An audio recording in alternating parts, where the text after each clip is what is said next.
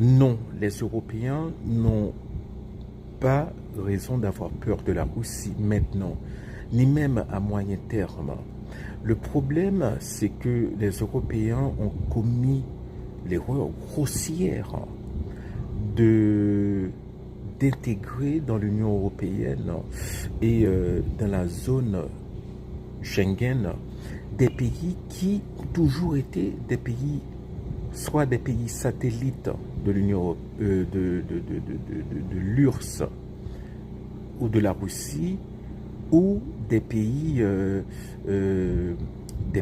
qui ont toujours fait partie de l'Empire russe, comme l'Ukraine. Voilà, des pays qui n'ont jamais été indépendants, qui ont toujours été des territoires russes.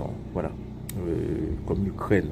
L'Ukraine est devenue indépendante pour la première fois en 1991 lors de l'effondrement de l'URSS et de ce qu'on appelait la communauté des États indépendants. C'était voilà, une tentative de sauver l'URSS qui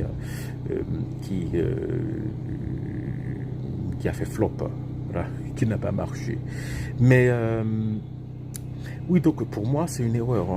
Voilà, les pays baltes, par exemple, la Lituanie, la Lettonie, l'Estonie, tous ces pays, ce sont des pays qui sont...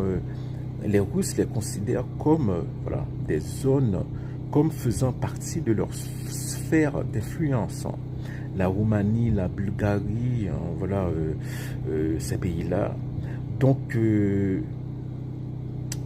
l'Union européenne a pris la décision d'intégrer ces pays en son sein et voilà, et de les mettre sous la protection de l'OTAN.